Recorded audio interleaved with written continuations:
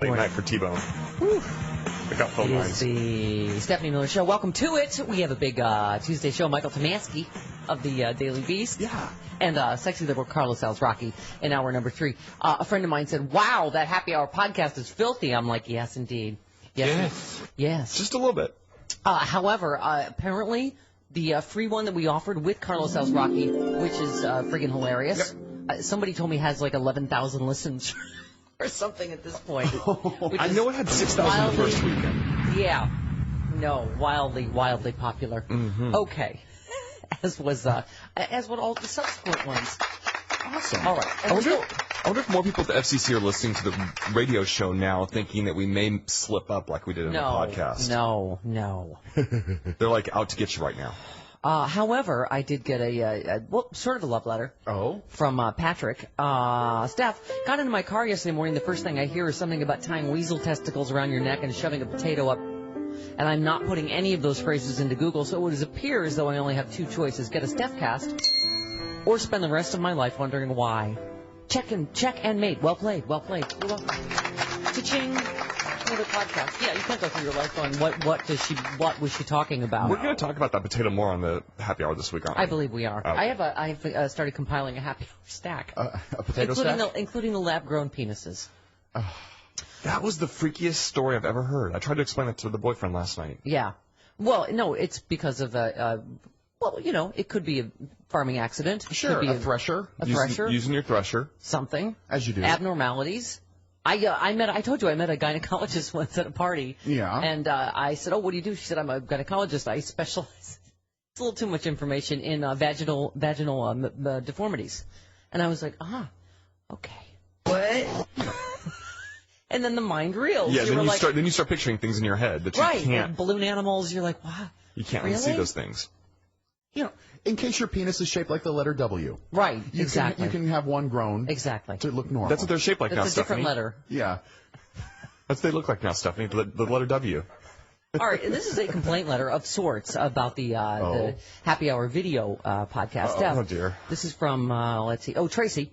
Steph, after listening to your free Happy Hour podcast, I decided to take the plunge. It was good crack. The first crack was good. You always make sure the first one's good. We're pushers that way. They're a dealer. Yeah. And purchase the video podcast only $6.95 per month because I have a fear of commitment. All right. Okay. Take the plunge for a month. Fine. Yeah. $6.95. Yeah. What do you got to lose? Gonna get your money's worth out of that. I had sexy visions in my head of Stephanie doing a keg stand on the desk while Chris helps her shotgun an entire box of wine. Not yet. What to my horror did I see instead? Steph delicately sipping what looks to be a 4-ounce pour of wine in a beautiful glass, and she drank a glass and a half during the hour? Come on. That's funny. That's funny. She doesn't pay attention. It's a hate letter for how little I drank. No, it's true. You are a big fat liar. What? Because you kept saying that I was drinking 2 bottles of wine, and I did not. She's right. I had a glass and a half. When I got here, there was an almost because empty it was bottle from of the wine. night before. You let champagne sit out from the night before? Yes, you put the stopper on. I don't believe you. No. Well, okay, fine. I mean, you weigh like 110 pounns, but I do know. Come on, at least have a big Carl type of huge glass a la Courtney Cox on Cougar Town. Do it for the American people, glug, glug, glug. Oh, she was imitating John Boner. Yeah. Yeah, all of those glasses that you can put an entire bottle of wine in for you. Yeah, just for crop humor. We should have a giant glass for me. They sell those in the Sky Mall catalog. I've seen them. I think I actually have something close enough up there. We'll use that this week. Tumbler? Okay, yes. Yeah. A big tumbler of wine. Keep up the good work. Love the show and the podcast. Tracy in Michigan, the official cardiovascular research coordinator of the Stephanie Miller Show. And Vinny the Minpin, who is handsome and romantic. Aww. Handsome and romantic. Chris got a little peek into his future yesterday. You should have seen him. He had so, glazed over, lost the will to live look in his eyes. Because Max looked up at me and I said, Chris, isn't Max a handsome, romantic monkey man? And you said, yes. Yes, Stephanie. Max is a handsome, romantic Yes, he's a handsome, man. romantic monkey man. And I knew if I wouldn't say that, she'd fire me. With his rubber gorilla lips. You forgot about that rubber part. gorilla lips. Right. But it was just the tone, the Dawn of the Dead, really lost the will to live tone in his voice. Yes, Steph. Yeah. I'm still concerned about what you're feeding those dogs, because Max comes and sits out there by me, and whew. I'm not feeding them anything. If the phone lines except for dog food, mostly. If you just see the phone screen light up and no one's answering the phones, it's because I've passed out from all the gas. Sorry about that. What do you feed him? Isn't he a handsome romantic monkey man? Yes, he's a handsome romantic monkey man. What do you feed the handsome romantic monkey man? I know what you were too busy doing yesterday. What? You were looking at the kitty that was drinking the beer. Did you see Oh, the no, video? that's him. That was me. Oh, The kitty that with was so I don't do all that. 4 paws. All 4 bucks. Glug, glug, glug, glug, glug. Can we get him on the Happy Hour podcast?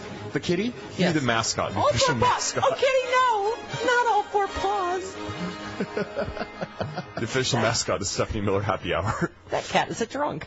Well, yeah, it's not good to give cats beer. No, it is not. How did that kitty get that beer? Kitty, no. Someone called the SPCA. Oh, God. Yeah, but it was just, he was making sure it was drained. Yeah. Yeah. Okay. All right. Lots to get to. Michael Tomasky going to check in on the Bill Maher Ben Affleck debate on Islam that people are He still called Bill Maher talking the about. winner. Debate. More like a shout fest. Yes. Yeah. Yes, indeed. All right, and Carlos Rocky, who is inappropriate really in any setting. And is he handsome and romantic? Oh, yes. Does he have rubber gorilla lips? No, he does not. Only Max does. All right. Oh, can I have some rich people music? Sure. I don't. Okay. Don't you just think that woman looks like she would be just a rich bitch? Don't you? Describe her. Describe her for the radio audience. Okay, well, her nostrils are sort of flared, like she smells people with too much melanin in their skin or something. Just, oh. Okay, she is. Because now and again I troll around the interwebs in a drunken stupor. Uh-huh. Did you verify any of this information? Did you fact check? Listen, this is not vagina potato story. This is an actual person. I don't know. Looking at her, it could be. Yeah, this ain't CBS News. Come on. I think people listening are like, did she verify that? They don't care. Okay. Wealthy Lucas Oil founder's Facebook rant. I'm sick and tired of minorities running our country. Yes, I did hear about this. Wow. She just looks, if you're watching on Free Speech TV, she looks exactly like you would think she would. You know what I mean? That slightly flared, You want to punch her, don't you? And Republican hair. What do I smell? I smell poverty. A Facebook post written by, Charlotte Lucas, the wife of Lucas Oil founder in Indianapolis, making disparaging remarks about minorities. She claims minorities are running the country. At least the one in the White House. Oh, my God, it's awful. Well, that orange guy that's in the house. And her, oh, God, really? Her oppressed white husband, Forrest. Forrest Lucas. I'm guessing there's a third or fourth or something, right? God. He has a net worth of $300 million, so they're obviously doing very badly It's rough. with all the minorities running the country. Here she is, Charlotte Lucas, Atkins Lucas, that's her middle name. I'm sick and tired of minorities running our country. As far as I'm concerned, I don't think that atheists, minority, Muslims, minority, or any other minority group has the right to tell the majority of the people in the United States what they can and cannot do here. Is everyone so scared they can't fight back for what is right and wrong in this country? Hurry up, Forrest! Bring the car out! Wow. Charlotte and her husband, Forrest. Forrest and Charlotte Lucas. Hi, Forrest and Charlotte Lucas, how are you? I think the Southampton Lucases. No, the Indianapolis Lucases. Could you have one of your help bring us a canapé? Thank you. They live in a sprawling 25,000 square foot home. Who doesn't need a house that size? 33.6 acres. Includes an infinity swimming pool with cascading waterfall, 5 buildings on their property. In total, they own 5 residences. Oh. But minorities are running the country, and it's a ruin for us. I wonder how many minorities they employ to run their house. Why do I feel like it looks like a scene from The Help every day inside? Forrest, the Help is using the front bathroom. I hope somebody makes some pie for her to eat. Perfectly good bathroom. I don't know why I gave her a British accent. Sorry. Okay. Giving her far more credit than she deserves. Yeah. Yeah. Anyway, You made her sound classy. I don't know what is it about the rich people and the flared nostrils. Seriously, what is it? It's that sense Do they of smell entitlement. like, I don't know, cheap material or something for clothing, polyester? What is it? What is it that's... They smell a cotton poly blend. That's right. I think that's what... Yes. Charlotte looks exactly like she's smelling cotton poly. Just, ooh. She smells uniform. It burns. Oh. She smells uniform and name tag. She just needs some lavender potpourri at all times. All right. That was just my little. Yours is the little kitty drinking the beer, and mine was Charlotte Lucas, my little internet jolly for yesterday. All right. When we come back, hey, back to ISIS and Ebola. Oh, fun stuff. Fun stuff. 17 minutes after the hour, right back on the Stephanie Miller Show. For a good time. I don't. We're discussing how drunk Nathan is. Yeah. While he's driving the video equipment. Yeah. Okay. All right. I just don't think anyone takes this job seriously. Well, you said he was very Including quiet me. today. He's very quiet. He's just quietly rocking back and forth. Yeah. And I said he's still drunk from last night. Okay. All right. Well, we don't even know if we're on camera. Yeah. Okay. 1-800-STEPH12, the phone number, toll free from anywhere. All right. We were talking about an obnoxious rich person. Yes. Charlotte Forrest Lucas. Hi. Yes. Oil money. How are you? By the way, the stadium where the Indianapolis Colts play is called Lucas Oil Stadium. Oh, well, of course it is. Yeah. So there you go. That's pretty funny what you said, that she smells uniform and name tag. Yeah. Ooh. Oh. Ugh. Don't like it when I can smell the help. Ooh. All right. But I was thinking, yesterday we're obviously debating ISIS and yada yada. Oh, I didn't tell you what I did yesterday. What'd you do? Did you join ISIS? No. Computer says no. Thanks for the visit from the FBI later. You even had to ask. Okay. My friend said, by the way, yesterday she was Googling something. She had a dream about something, and she was Googling something. She found herself on an Islamic website. Oh, God. Oh, no. Knock, knock, knock. FBI. Yeah. No. I just had a question about a thing. Anyway, what was I saying? Oh, what I did yesterday? I did Governor Jesse Ventura's podcast, and it was a trip. Really? Yes. It was magic. Wow. It was fun. All right. It was fun. I was telling Jim Ward about it yesterday on the phone because I was, wow. Well, they talk about the JFK thing, but he's... Sure. Oh. I don't remember exactly. Something, oil doesn't come from the earth or something. I don't really. I was like, wow. But we had a lot of stuff. We've had him on the show several times. Yeah. We agree on, and he's... Yeah. I love having him on the show. Yeah, but he is one of the things... But what is his show like? What was it like being a guest on his show? The same as having... Did you talk about conspiracies? Yes, we But somehow that's not your forte. No. I was just like, really? Uh-huh. No, but it was fun. I love a lot of because what we talked about quite passionately was anti-war stuff. Sure. Because he served. Yeah. And, we talked about... He was a Navy SEAL. We talked about all the chicken hawks in the Bush administration, right? That got us into Iraq. And, he said if he was president, which gave me a little tinkle up my leg, because that'd be fun. But it would be fun. I don't know if it would be. But he would, pass a law that, not pass, whatever. He can't pass a law. Whatever. Good luck. I haven't studied the intricacies of it, but you know what I'm saying. Good luck. That anybody in Congress, they'd have to have a family member serve before they, Congress isn't going to pass that law. Well, listen, That's President Ventura would make that happen. I don't think he can. I'm sorry to He inject a little realism. He lives in Mexico, Yes, and he does. was talking about his border crossings and all that stuff. And I asked if he gets to go to the front of the line, if it was a wrestling fan. All right, you and Roddy Piper can go through. Anyway, what was my point? I don't know. I have no and now idea. I got off onto it. Anyway, it was really fun. But one of the things that we got really talking about was service and about getting into these situations and sending more and more kids into this. And anyway, but I was talking about another. I asked you to send me this. I love this story in the L.A. Times this past weekend. There's a new Washington memorial that honors wounded veterans that just went on. Right. And Lois Pope, there's someone using their money for good. She, 81 years old, she is a philanthropist, but she just erected this memorial that honors wounded veterans. Oh, wow. And she talks about her first interaction. I just thought this is so, apropos as they're discussing sending troops in again to the same meat grinder that these chicken hawks got us into.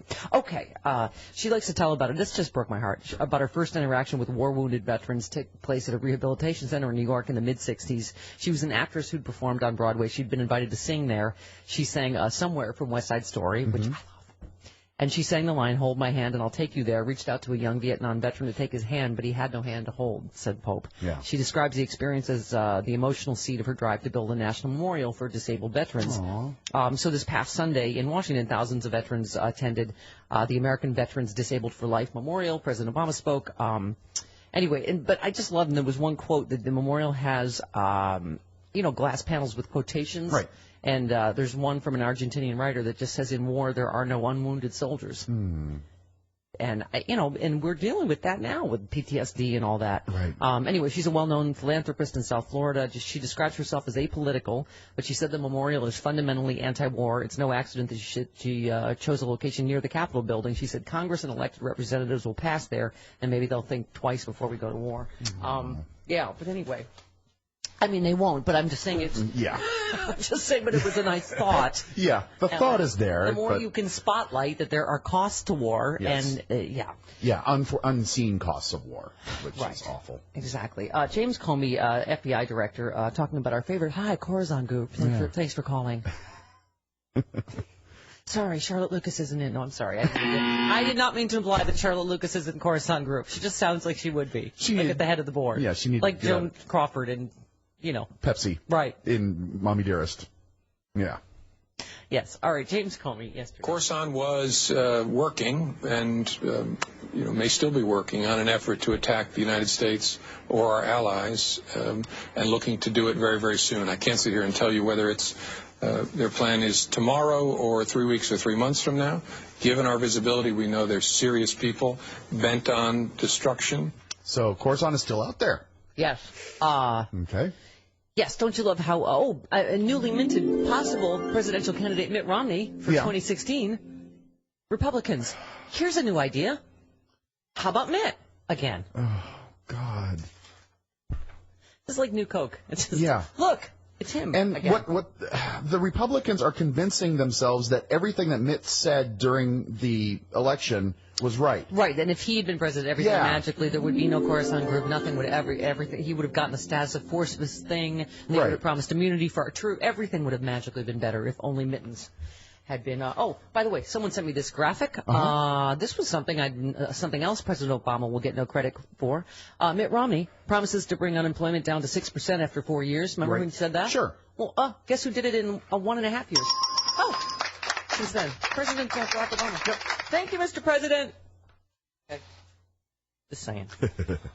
All right. Leon Panetta, who is trying to sell books. Yeah. I'm just saying. That's the thing. If you go, I think the president's great and he's doing a great job, no one's going to buy that book. Fox News won't talk about it. You know who's also jumped on that bandwagon? Jimmy Carter said that Obama should have gone after ISIS sooner. Oh, for God's sakes. Yeah. Yes, well-known war hawk. What? Yeah, exactly. Okay. So that's Leon Panetta. In Syria, what we'd like to do is to have the opposition forces be those boots on the ground. But if that is not enough, if the military says we've got to do more, then I think the president ought to be open to that. I think he might be open to that. I don't know. Yeah. We'll talk about more of what he's had to say 29 minutes after the hour, right back on the Stephanie Miller Show. Oh, boy. It is to be that age. Welcome to the depends age of my career. Yeah. Thank you. 34 minutes after the hour. Michael Tomasky coming up at the top of the hour. Carlos Sal's Rocky Sexy Liberal Extraordinaire. In hour number 3, 1-800-STEP-12, the phone number, toll free from anywhere. So we were, I was just talking about the new Wounded Veterans Memorial in Washington, and just as we, I was saying to Governor Ventura yesterday, I did his podcast, and we were just talking about, guys like him that served, was a Navy SEAL, and he was saying, he was interesting, stuff I didn't know, his dad served. He said, I'm one of the only people who say my mom and my dad served in World War II. His mom was I think a nurse or something. A WAC. Yes. Excuse me? A WAC. Right. WAC. Right. I thought you were disparaging Jesse Ventura's mother. No. Oh, right, a WAC. Okay. So, excuse me now? Huh? Anyway, what was he saying? He said that his father turned against the war before, he said the hippies did. The peaceniks did. His father was one of the original. Vietnam War. Yeah. I mean, so he said that, because I asked him, have you always been, sort of questioned authority in the way he is, and so. But anyway, he was saying it has the same reaction. All these guys in the Bush administration that didn't serve, that got us into this. Right. Anyway, and then I think I did outlaw boots on the ground yesterday, along with at the end of the day, and what was the other thing? I don't know. Tipping point. Oh, I allowed tipping point for the new marriage equality ruling. Yes. Okay. But just overused phrases. Right. World's policeman. Right. But people. Although I think marriage in Las Vegas is the tipping point. Yes. gays can get married in the Elvis Chapel. Well, yes. Yeah. Congratulations. Congratulations. Yeah. Anyway. All right. Yeah, we'll get to all that in a bit. But anyway, what was I saying? Oh, you mentioned, too, that soldiers don't like the boots on the ground because there are people with lives in those boots. Inside those boots. Right, yes. Exactly. Thank you very much. The notion that the United States should be putting boots on the ground would be a profound mistake. The White House continues to insist there will be no boots on the ground. Who are these boots on the ground? Who are the boots? Whose boots are they? Where are these boots coming from?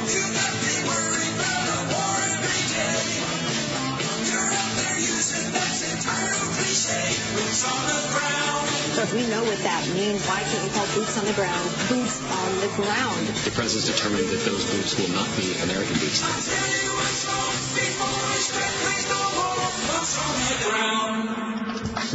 Thank you, Rocky Mountain Mike. Yay.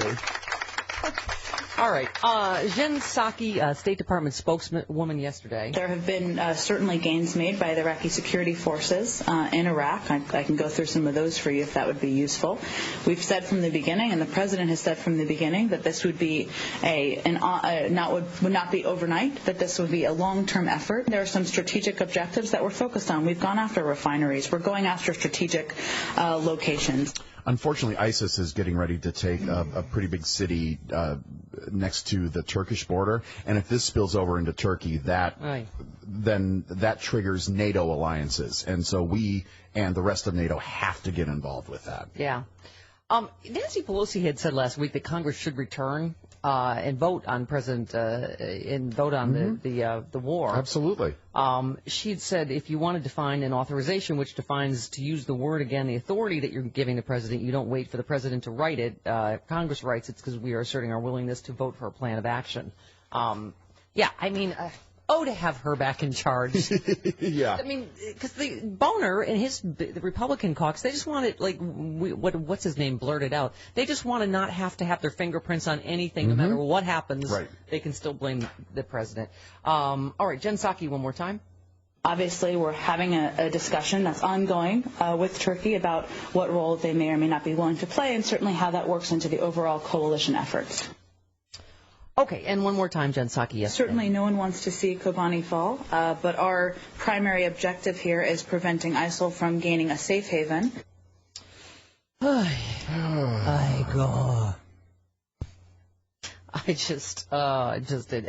right. I mean, it's one of those subjects where, I mean, Jesse Ventura is obviously, whatever he is, independent, right.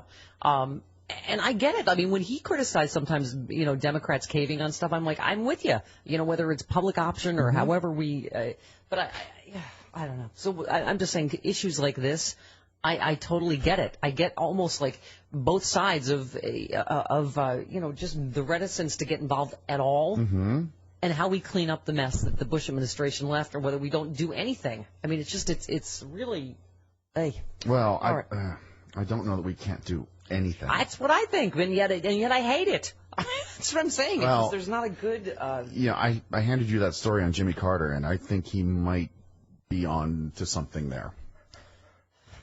That we probably should have. Let me read it first before I comment on it. Okay. The Turkish president yesterday. This terrorism cannot be stopped with aerial bombardments alone. This issue cannot be solved with air attacks unless there is cooperation with those who are fighting on the ground. Right, but this is the problem, once again, is that they mean our boots, right? Or there I did. I got drawn into some boots. Or, the Syrian opposition, but we don't know exactly what their position is. Well, that's is. why I'm sorry. But we had Jimmy Carter on. I love him. Yeah. I just think everybody's friggin' armchair general. And I mean, for someone that's known as being criticized every war ever to suddenly go, oh, they didn't, we didn't do enough at the right time. This is a complex situation. And honestly, John McCain, I just think he should be disqualified from talking about it because he was dead wrong about who the moderates were in Syria. So, all right, David Cameron, British Prime Minister. If you're there already, we may even prevent you from coming back. You have declared your allegiance. You are an enemy of the UK, and you should expect to be treated as such. That was strong and decisive. Are you being sarcastic? No, it was. Okay. Okay. All right. All right. I think, President Obama might be served well to be a little more strong and decisive. About what? Like how David Cameron sounded. Oh, he hasn't a very tone in his voice? Tone helps. It's part of communication to the American people. What is he not being decisive about? He's kind of like doing everything behind the scenes. He's not getting out there and talking about it, not being angry. He needs to be a little more angry. God, David Cameron was angry in that, and he struck the right tone. About what? He's angry about what? About British people going over and joining the jihad. Okay. I could not disagree with you. What are you talking about? The president's not sounding angry enough? No, he's not. I don't think he's sounding angry and decisive enough. I've said a million times, if I wanted a hothead that was going to rush into every war, I would have voted for John McCain. See, you went the exact opposite direction. You said I wanted a hothead. Seriously? I do not want a hothead. I want someone who sounds stronger and more decisive. Is this part of this, the president's feckless leading from behind? I don't care if you think the tone of his voice is angry enough. It's a part of communication, Stephanie, and you know that. He should be more angry about what, specifically? He should be more decisive. I didn't say you said that I wanted him to sound angry. That is not the case. I said I wanted him to sound more decisive. What more do you want him to do right now? I don't think he's effectively communicating what America should do. About ISIS or about what he airstrikes? Yes. I don't think he's going out there and talking enough. I think that's ridiculous. He hasn't talked about this. He has. I don't think enough, and not clearly enough. Oh, for God's sakes, Phil in Albuquerque, you're on the Stephanie Miller Show. You love the president. Hello, Phil. Hey, how are you doing today? What's that? Hello. Hi, how are you guys doing? Good. Go ahead. Good. We're fighting. I just wanted to make a comment because I think there may be some confusion about the NATO treaty, Article 5. Mm-hmm. Yes. If that was the case, that Turkey would be involved automatically because of ISIS forces, well, then we would also be in war in Spain because of ETA attacking Spain, which is also a member of NATO. I don't think a non-state actor can trigger Article 5. Okay. That's not what I've heard, but that may be wrong. So I haven't read the NATO treaty. There's so many massive amounts of terrorist organizations that have attacked NATO states. I mean, you know what? If you'd used the right tone in your voice when you were talking about it, then it would have been more convincing. Okay. Phil sounds decisive, a lot more decisive than our president. Oh, of course he does. I wish Phil in Albuquerque were president. You're right. Rick in Illinois, you're on the Stephanie Miller Show. Hello, Rick. Good morning. I was just telling your call screener I didn't vote for President Obama, but I think he's absolutely correct in the way he's handling this. I mean, we've already been shown that in Iraq and in Afghanistan that we can't trust anybody to not kill us. I mean, you welcome some good guys in there and they shoot you. Yeah. I mean, this is the history of Islam. The Mohammedans spread their ways of life this way, and we're not going to change it. There's nothing we're not going to change. I mean, why do we need to go over there and get killed by one of any number of Islamic or Muslim people? Because they hate us. So well, I mean, I had this conversation, Rick, with Governor Ventura yesterday. I mean, I guess we agreed on the one thing is Saddam Hussein, again, bastard, probably were better off. Mm-hmm. When he was in charge. I mean, in terms of, and again, you're right, it's all lesser of two evils. But, upsetting the whole Sunni-Shiite balance in the Middle East, who could have seen that wasn't going to be a great idea? I guess everybody except the Bush administration, right? But now, unfortunately, we have a mess to clean up. They're going to fight anyway. I mean, it's not our issue. They've been fighting for 1,000+ years. We're not going to get them to stop. And they hate us more than they hate each other, or at least as much. So, no troops. No troops. It's just unless you get an Islamic country that can protect. I mean, I'm an honorably discharged soldier, so I mean, if I'm over there, I want assurances that I'm not going to get killed by somebody that I'm supposedly digging a hole with. So I don't know. It's just a mess. I don't think that we need boots on the ground. And by the way, boots on the ground means people, an individual person involved. So I mean, I'd like to throw that term out of there. Yeah, I know. We don't need our people over there to be lambs to the slaughter from 100 different directions. I mean, Rick, this is how this started, is, this whole, we got to fight him over there, so we don't fight him over here. Well, what we did is we sent a bunch of American targets over there for them to, and then we created this terrorist haven. We create, now there's ISIS. Now there's Khorasan group, I mean, Islamic terrorists slaughtered a British guy walking down the street with machetes. So, I mean, they're going to bring jihad anywhere they want to bring it, and it's not going to stop that unless we just treat it as a crime in America. Another thing that I think the Obama administration is correct about. I mean, call a crime a crime. It's whether, I mean, terrorism is a crime. A crime is crime. Just treat crime like a crime. Yeah. And then try to... Well, I mean, I've said this, too, before, Rick. I mean, with the ongoing... nightmare that really Afghanistan is as well. You go, if only we had, taken the one bullet we took to take bin Laden out instead of having to start an entire war, and then another unnecessary one in Iraq over this same thing. You're right. Yeah. Stephanie, when the problem with our society in America right now is we just aren't willing to say, you know what, Stephanie Miller is right about that particular issue, and let's just shake hands and we can decide. I think you're right. Situation. I think you're right. Ridiculous. I think you're right, and I think you should be the one to start. I think you should be the one to start on behalf of your country, Chris, to go, you know what?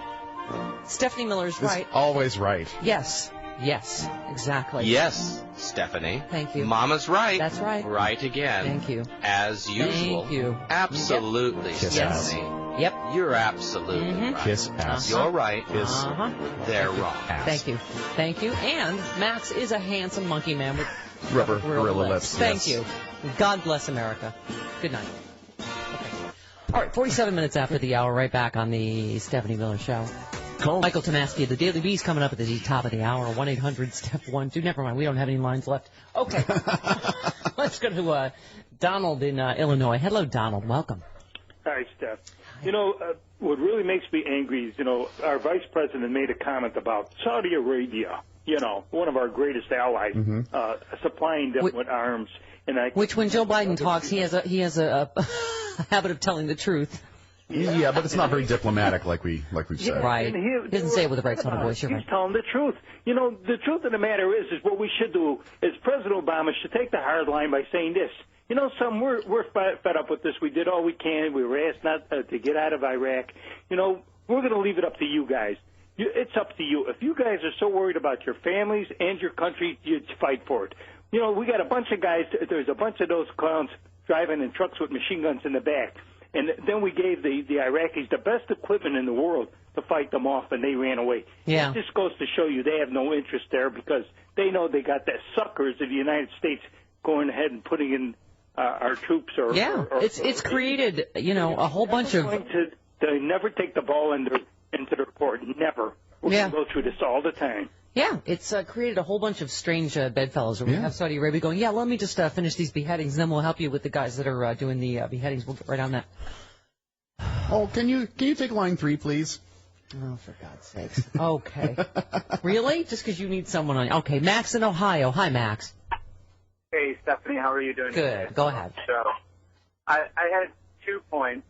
One, if you remember back in March of 2012 when we had some Afghani nationals that burnt the Quran and then a few soldiers died. Well, I was actually in Afghanistan at that time trying to get out for R&R. Right. And your point that we create a lot of this terrorism is 100% accurate because every time we've stuck our foot in an Arab country, soldiers have died. I mean, it's point blank. And second point to the previous caller, when we had given the Afghan people and the Afghan National Army quite a bit of weapons and, Humvees and whatnot, I was on a mission on the outskirts of Kabul where we had a broken down Humvee that we had to go check and make sure it wasn't rigged with explosives. And it wasn't, thank God. But, right. What was in it was feces all the way up past, about the seat level. So they broke down one of our Humvees and then used it for a $139,000 toilet. Wow. Right. Well, Max, I think part of the problem, I mean, you're right. I love that it's just the Republican Party today, like I was saying, I just haven't seen it like this, where there just is no water's edge in these matters.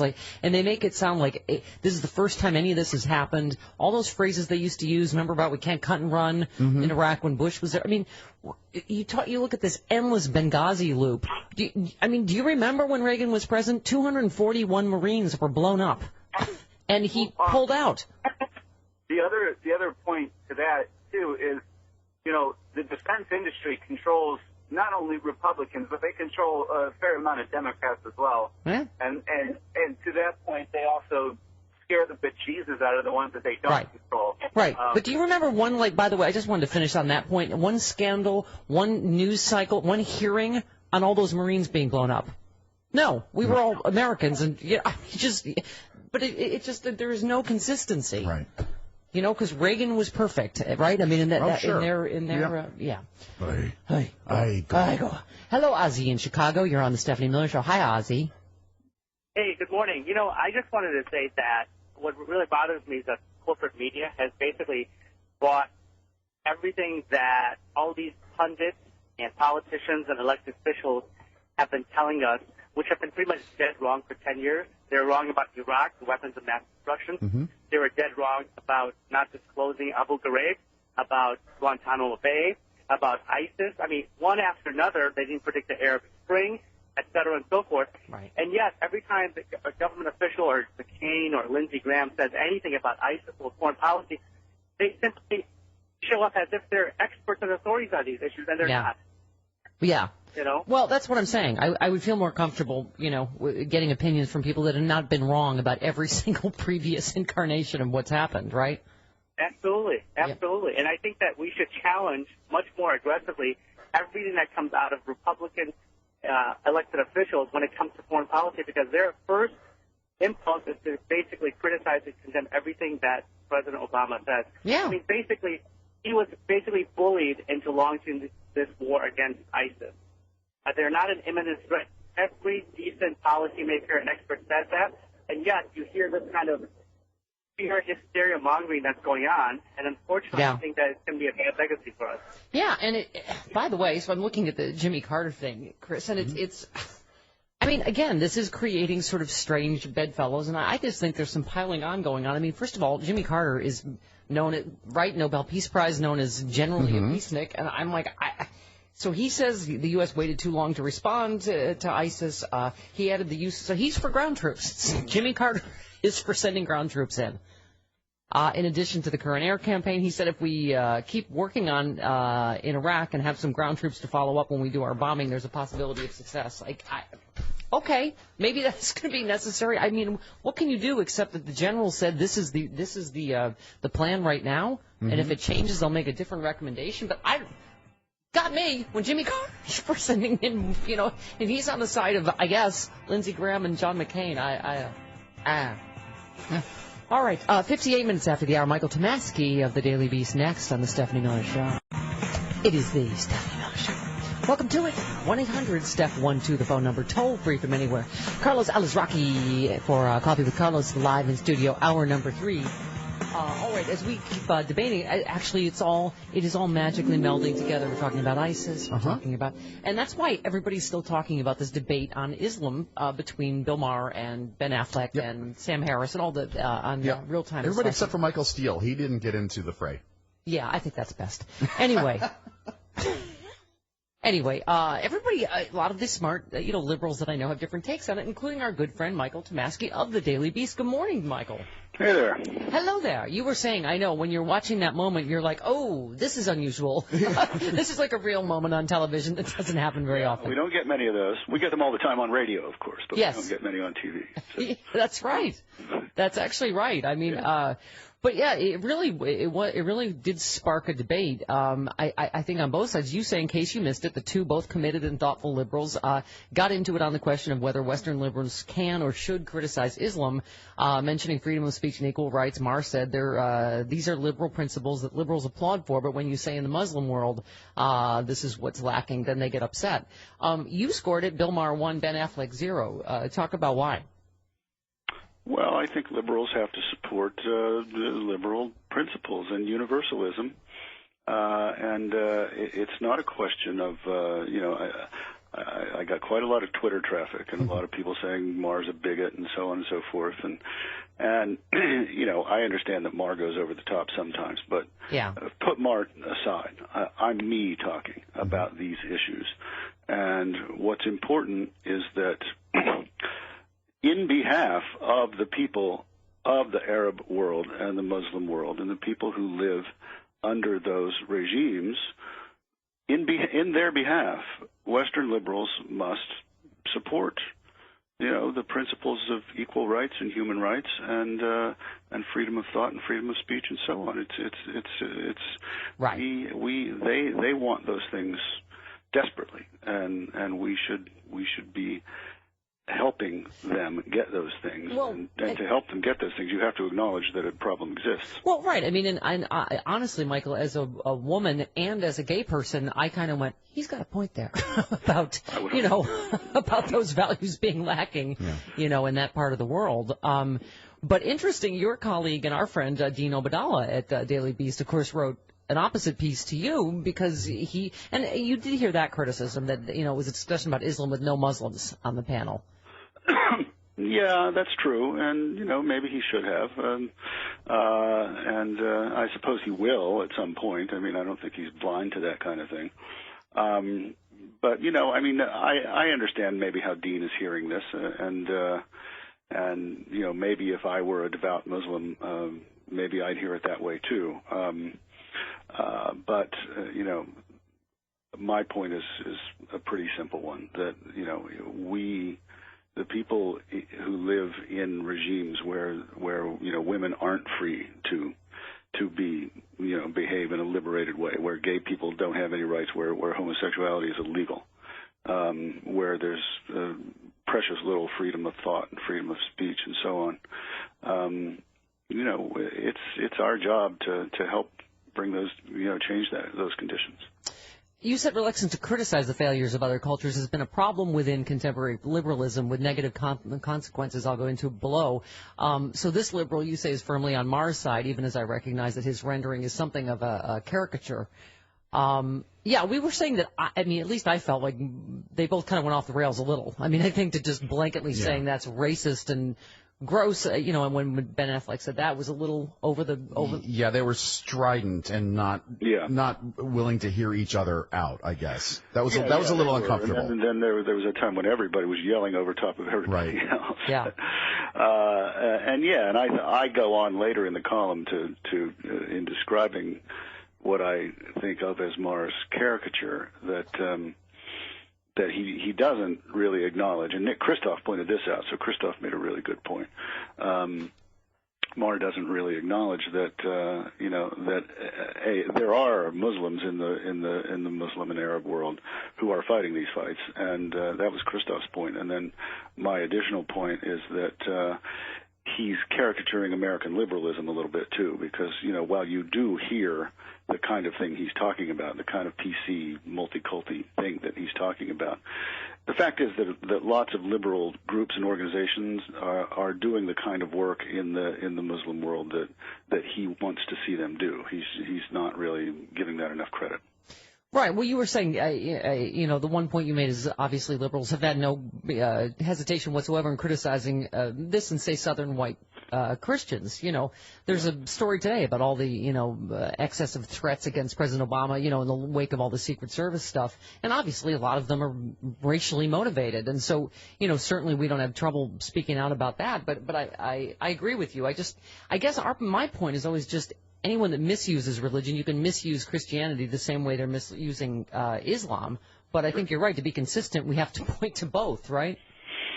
Well, we do have to point to both, absolutely. And we have to, there's a certain amount of allowing for cultural differences and differences in tradition and so forth. But basically, we have to hold everybody to the same standard, and we certainly have to hold regimes and nation states to one standard. I don't see what should be controversial about that at all. And you talking there, Michael, about like Christian evangelicals helping people. Obviously, and there was this Ebola doctor. You were talking about people. Trying to stop the genital mutilation.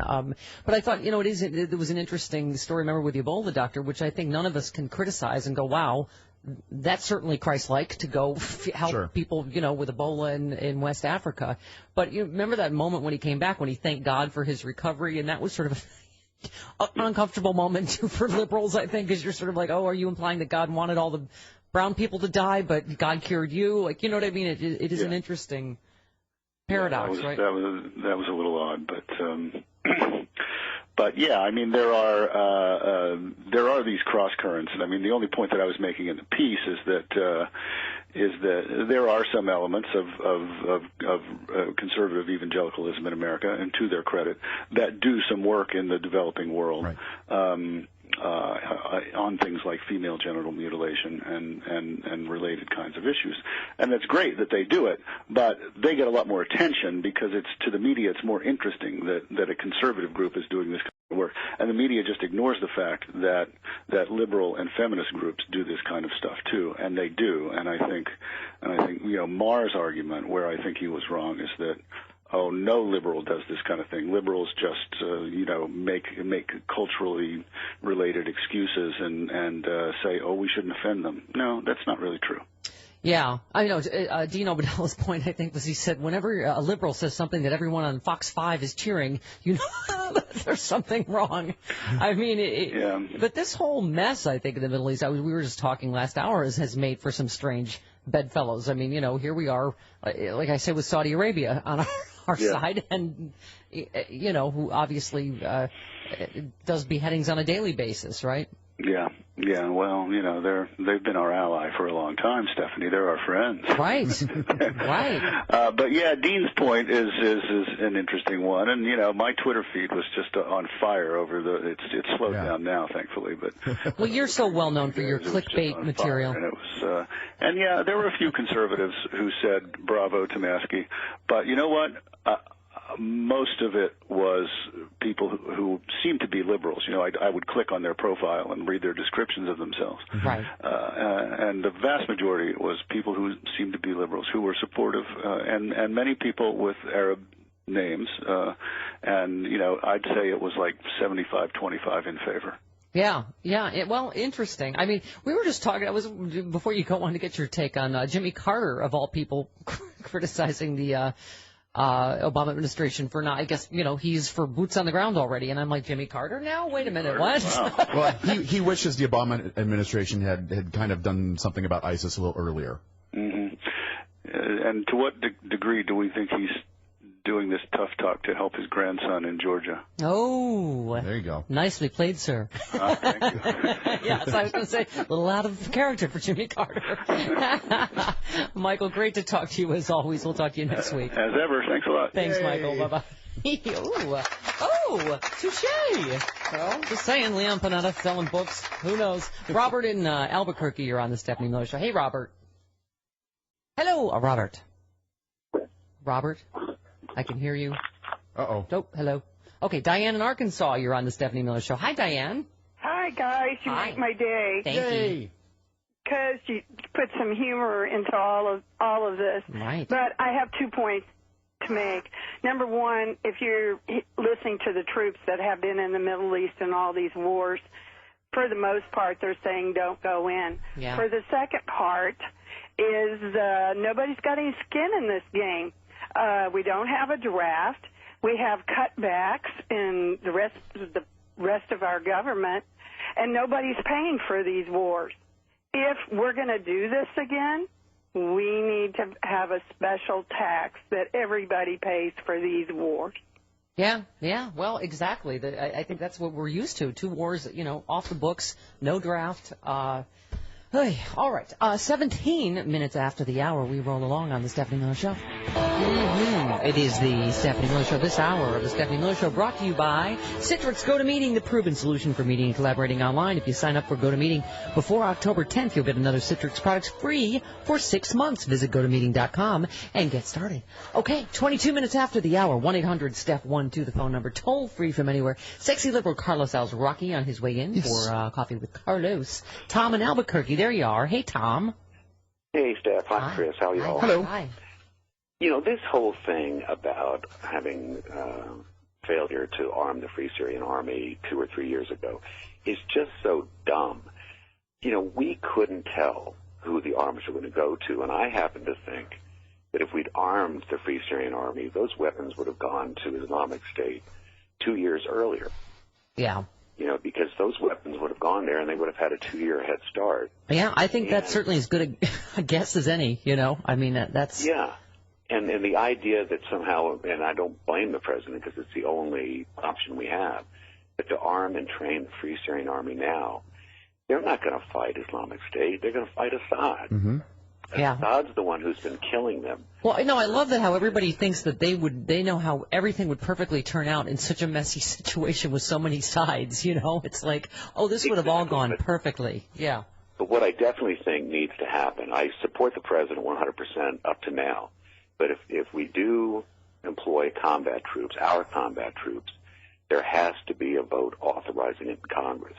So these people can't snipe at him and say, well, I would have done things differently. Yeah, no, I agree. Go on the record. Step up, everybody. Yeah, Congress isn't coming back until after the elections. Yeah, no, they're busy doing some things with some guys. Yeah. Okay, by the way, so we've been talking about the earthquake in marriage equality going on. Oh, yeah, I thought you meant the real earthquake that we had. I just thought we would. Oh, do we have one? Oh. I don't know. I was drunk. Right. Because I just love all these, you know, when you hear all the whoever's Family Association, Ralph Reed, Brian Fisher, those guys. Yeah. These are Brian Fisher's the most ridiculous. One man, one woman, traditional marriage, Tony blah, blah, blah, Perkins. blah, sacred, blah, blah, blah, blah, blah. I just feel it's time to do stories like this. A couple enjoys regular threesomes with sex dolls. Oh. And it only cost them $32,000. There they are. The lovely, if you're watching on Free Speech TV, the lovely couple and their sex dolls. Oh, they're lovely. Yes, Shauna Bigelow is only a little jealous of the numerous sex dolls her boyfriend keeps in his basement. Not weird at all. Sacred, traditional. That's like Dad on Seventh Heaven weird. Ooh, we'll get to that. Oh, yeah. Most of the time, though, she and Dave Hockey enjoy an ongoing sexual relation with the dolls, on which they spent $32,000. She said it's kind of like a threesome without anyone getting hurt. You've got to realize that she's only a doll and that's not really real, because who has the perfect body? It's true. The two met on a dating website more than a year ago. Bigelow said she wasn't put off when Hockney showed her to his basement, where he keeps the dolls Is that where you before bedtime. Wait a minute, you take someone to your basement on a first date? To show them your sex doll collection. That's weird, Chris. It doesn't matter what's down there. You don't take someone to your basement I do. I'm like, here's my studio, and this is where my sex dolls are. Well, that's also where it put the lotion on its skin. Right. Or it gets the hose again. Yes, you don't go into a basement on a first date. You don't seem to understand. They are straight, so there is nothing icky or weird about it. Oh, God. Where he keeps them is okay. On the contrary, she started wearing the dolls' wigs and looking down their shirts and wanting to see everything. Things quickly moved to the bedroom, where the couple shares nightly visits with one of the female dolls, Bianca. Oh, Bianca. She has a name. Oh. She's famous. She starred alongside Ryan Gosling in the 2007 film Lars and the Real Girl. I've heard of that movie. I heard it was really good. So they are doll stars. Oh, because that is a famous sex doll? Yeah. Okay. And so that's and we part of that old heterosexual thing to do. You know, one man, one woman, and however many of those sex dolls there are. $32,000. I don't know how many that buys you. Maybe someone knows how many sex dolls does $32,000. I'm sure someone in our audience knows. Bet you they do. I'm guessing someone does. 1-800-STEPH-12. Yeah, right.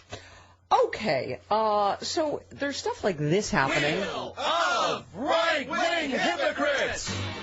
On Ebola as well. The headline, anti-Obamacare congressman urges Obama to use Obamacare to fight Ebola. What now? Representative Michael Burgess, Republican of Texas. He voted to repeal the Affordable Care Act more than 30 times. Called on the federal government on Monday to use a fund embedded in the law to help prevent a national outbreak of Ebola. Oh, God. Republicans have previously described the prevention fund, which is as a slush fund, and have repeatedly voted to cut its funding. But now, you see, now the president needs to get on that thing they were always for. Oh, boy. Boy. By the way, I was reading, I didn't get a chance to get to all of this with Charlie Pierce yesterday, but kind of hilarious. I did not see Face the Nation, but it is just, it's not just Fox News, but the mainstream media. First of all, why don't we just send that scary, Ebola thing over to ISIS, that scary little snaky thing, whatever that they keep putting up on every... The virus itself? Right, yes. Whoa, look, why don't we just get a big blank screen above Iraq and Syria? And, whoa, look, it's the scary, slinky thing that looks like a... It kind of looks like the Tea Partiers Don't Tread on Me flag, doesn't it? Right. Can I just tell you how sick I am seeing that thing? It's just, what is that? There's colors in the back, and it's, look, it's mutating. And it's a bright, angry red. Right. Yeah. It's angry. Okay. But anyway, just even the mainstream media, he was talking about Bob Schieffer. So that he had Dr. Anthony Fauci, right. And Charlie writes, Dr. Anthony Fauci was trying to use a fire hose on Bob, who apparently believes that when it comes to dealing with tropical hemorrhagic fevers, it's best to listen to self-accredited ophthalmologists, especially if they have some PAC money behind them. I mean, but anyway, he basically was like saying, well, Rand Paul says, he's an eye doctor? Like, and he's running for president. He's saying it to anyway. And he's got Coke money behind him. Right, exactly. Charlie writes, no word if Bob went to a podiatrist for that emergency heart procedure. Oh. But yeah, we have to talk about that whole exchange because it was just such ridiculous sort of fear-mongering. Yeah. I'm sick of the fear-mongering. Yeah. 29 minutes after the hour, right back on the Stephanie Miller Show. It is the Stephanie Miller Show. You okay over there? Yeah, I'm fine. Don't help me. Nobody touch me. You're printing something. Yes, printing problems. Pardon me. 34 minutes after the hour, 1-800-STEPH. Jeff call IT? No, that's me. Okay. All right. Yes, Chris Yankton writes, Steph and Chris, am I the only person getting sick of all the armchair generals in the media criticizing every single thing we've done in the Middle East? It's like when you're moving and nobody offers to help, but they come along and find you with the couch stuck in a stairwell, and then they're full of helpful advice. You know what you should have done? May I offer a Chris Farley sound clip as a response to them? People like Leon Panetta who need to shut I wish you could just shut your big yapper! I need to keep that soundbite. So I can I need that in my box, so every time Lindsey Graham or John McCain come on TV, I can wish you could just shut your big yapper! Thank you. Thank you. Okay, we were talking, I was reading the transcript from that Charlie Pierce put up of Dr. Anthony Fauci, am I saying that right? Who is actually a doctor specializing in Ebola, for those of you who does not need to shut his big yapper. But even people like Bob Schieffer, who you were saying is generally good, but it's this hysteria that the media, look, scary Ebola threads again, look at that, ooh. Yeah. News is no longer a public service, it's a ratings generator, which is what ruined the journalism. He's quoting eye doctor Rand Paul to this, Ebola expert doctor. Schieffer says, Republican Senator Rand Paul, this part of this whole, both sides do it, and what's your opinion on Ebola? It's not opinion. He's an Ebola doctor. Anyway, he said, who also is an ophthalmologist, a medical doctor. Oh, ooh, impressive. Oh, boy. Says we are underestimating this in his works with the transmissibility of the disease. Dr. Fauci said, I don't think there is data to tell us that is a correct statement with all due respect. We have had experience since 1976 with how Ebola is transmitted, and it is clear is it transmitted by direct contact with body fluids, blood, diarrhea, vomit, or what have you, and then there is no indication there is another insidious way that it is transmitted that we are missing because of the experience we have had. So we've really got to go with the evidence base. There's always hypothesis and surmising about that, but there's no scientific evidence, no word... Anyway, that's when Charlie wrote, no word if Bob went to a podiatrist for that emergency heart procedure. Schieffer said, in Charlie's snarky way. Yes. He's an aficionado of the snark. Schieffer said, he even goes so far as to say he's worried about us sending 3,000 Army troops over there. He says, can you imagine how easy it is for disease to spread on a ship, and they may come back and they might, spread it among themselves and then to the rest of the country. Dr. Fauci said, no. Fauci, no. I'm sorry. But that is not really a concern.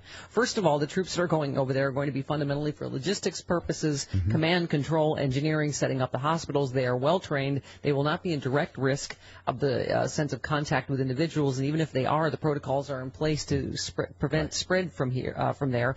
So I don't, and the Army does not have any real concern that those 3,000 to 4,000 troops are going to be in danger. In other words, Charlie writes, hey, Bob, stop listening to the politically motivated maunderings of that guy with the porcupine in his head. Jesus, get a grip. Why the hell did I go to med school anyway? Yeah, I mean, he said it. That goes on and even gets worse from there. Flu season is coming up. What do you say to people that think they have Ebola? It's, well, you don't, you moron. You live in Massachusetts and you have the flu. Like, it's just, you know what I mean? It's like this playing what ifs with, like, science, you know. By the way, I will stipulate that obviously scientists say unless it mutates like any disease. Right now they are saying that the best evidence is not airborne, meaning that you don't, just by being near someone, you can't, you know. You can't catch it from a monkey in a movie theater. Right. What? Okay. You saw Outbreak. Right, I did. Okay. And then Dustin Hoffman has to come in and save you. So now there's all this hysteria in Spain, and they're going to kill this couple's dog, because she might have Ebola. And whatever. The World Health Organization said on Tuesday that Europe would almost certainly see more cases of Ebola after this nurse in Spain became the first person known to have caught the virus. But again, they're saying the same thing over there, is not to panic. That, you know, the infected nurse had treated 2 Spanish missionaries who had contracted the disease in West Africa. The hospital issued a statement. Given the transmission methods and the methods of prevention are well known, it is clear that some mistake was made. Obviously, he also said such cases would remain rare. He said there's a difference with what is going on in West Africa. It won't really give rise to outbreaks because, you know, they're trying to also calm this sort of hysteria that now All right, back to the elections. President Obama. Is it less than a month away? Yes, yeah, it is I'm less getting than a month my away. stuff in the mail. Your ballot vote by mail, sample ballot. Okay. Yep. The president. Now, I'm not on the ballot this fall, but make no mistake, these policies are on the ballot. Every single one of them. Yeah, and Bill Clinton on the campaign trail. They're saying, hey, you may like these guys, but hey, you know what you got to do. You got to vote against the president. After all, it's your last shot. It's a pretty good scam, isn't it? I love him. I love the big dog. I know. I wish he could be president. By the way, so a lot of this talk about the Secret Service and threats against the president, this is kind of, and it's the stuff we talk about, you know, that you don't have to vaguely go, gee, I think there may be a little bit of racism against the president. Interesting. First of all, in this new age of social media, this is kind of daunting. More than 60% of the threats against President Obama are made online, according to the Secret Service, posing another new set of challenges for the agency that's already under fire. Lawmakers and private security officials question whether the Secret Service has efficiently adapted to a new social media landscape in which it must sort through a blizzard of online references to the president, investigate those that raise red flags, and reconcile them with intelligence gathering on the ground. Yeah, I mean, if you've been in any of the comment sections of, you know what I mean? How many times you've been like, well, that seems actionable. Yeah. After nearly 6 years in the White House, the number of overtly racist threats has subsided, but the threats in general continue. Today, the dominant theme of grievances against the president is government overreach, which right away is complete horse because, again, you can look at number of executive actions, any of that stuff. Right. It's because Fox News and places like that say there's been government overreach. I mean, that's the danger of this constant right-wing noise machine. Other sources who spoke on the condition of anonymity said the president received triple the number of threats than previous presidents during his initial candidacy in the first year in office. That number has declined significantly, but is still elevated compared to his predecessors. Since Obama took office, this is a little chilling. At least 65 people have been indicted on charges of threatening to kill him. During the early days of Obama's candidacy and the first year of his presidency, many of the threats against him had a frightening racist quality. One former agent said, if you had seen the stuff we were reading, it would have made your jaw drop. Not me. Nope. Jared Miller, remember that guy? Yeah.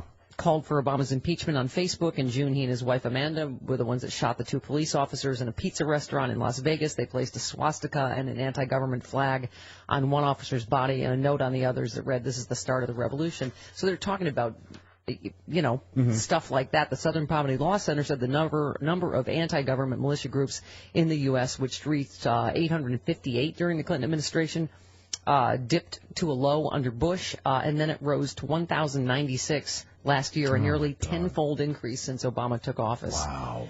Representative John Lewis, Democrat of Georgia, said recently there is a meanness in American society today that reminds me of a period in our history, the civil rights period, where it was dangerous to speak up and speak out. Mm-hmm. And I don't know if you saw it, by the way. Did you see this video of the protesters from Ferguson at the St. Louis Cardinals game? God, yeah. Yeah, this Holy got ugly. cow. Well, first of all, God forbid, but so Missouri police are they're drawing up contingency plans, fearing that fresh riots could erupt if this officer is not indicted in the killing of Michael Brown. The grand jury expected to decide next month whether to bring criminal charges against police officer Darren Wilson. Anyway, man, just when you think we've made some strides racially, this is just it was about a 25-minute video.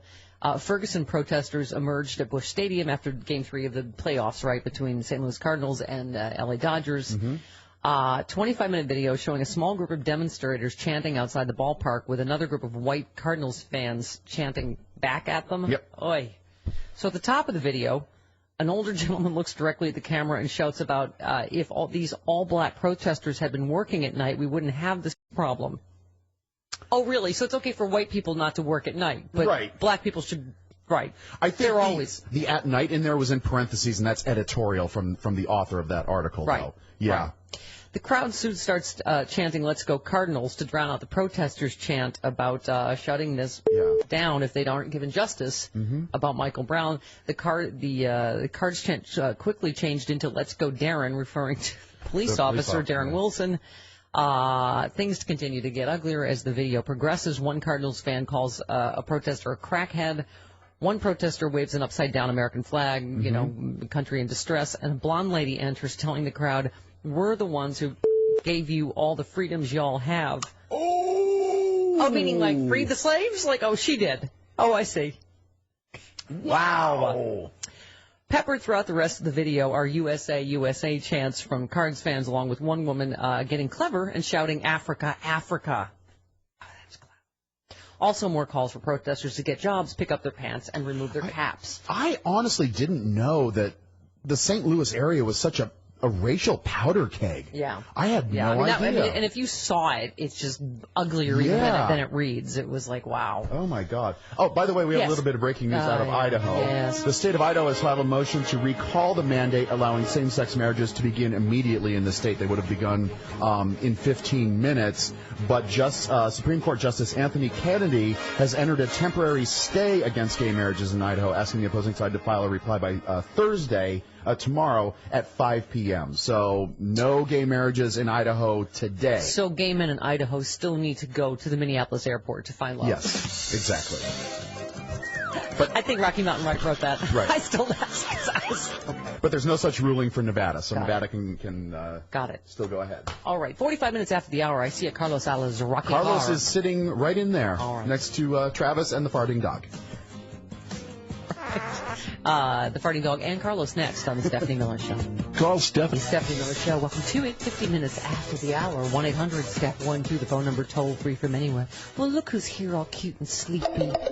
That's good coffee. I take it back, like my man. Rubbing his eyes. Oh, Blinky. Your cappuccino. Jim never has a second cup of coffee at home. Mountain grown coffee. Carlos Al's Rocky. Fresh from Claim Jumper. Handpicked by Juan Valdez. Coffee with Carlos. Good to the last drop. Thanks. Claim Jumper follows me on Twitter now. I get to hear the specials every day. That's right. Felicidades a los fanáticos de los Gigantes de San Francisco.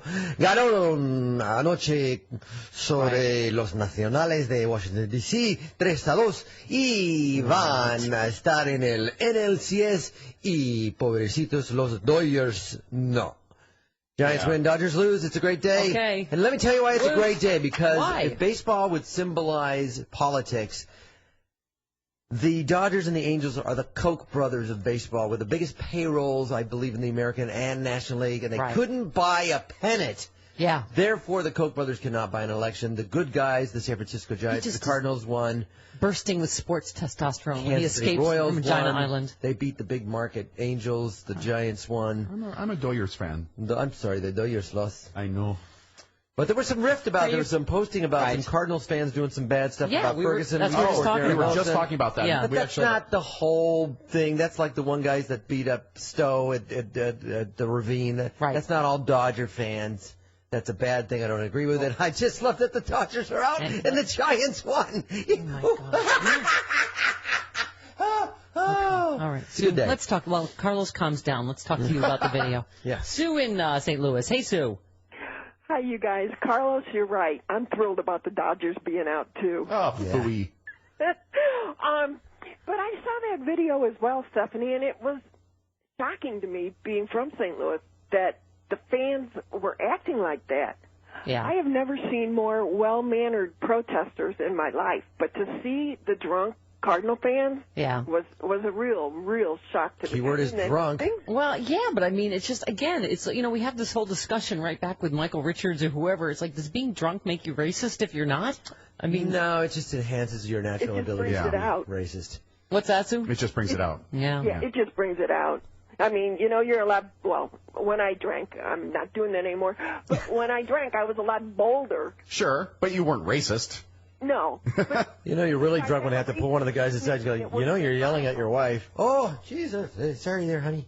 Yeah, if I had a racist gene in me, it would have been magnified. Yeah. It's it's that stupid alcohol stuff, but I'm sorry to everybody else in America for St. Louis, the way they act. Yeah, I had no idea that it was such a powder keg of racial tension. Oh, yeah. Oh, wow. Definitely. I mean, you should see my Facebook, even my friends. I see these people that I thought were my friends, and then you see how they act on Facebook, and you're thinking, oh, my goodness. You're like, yikes. Yeah.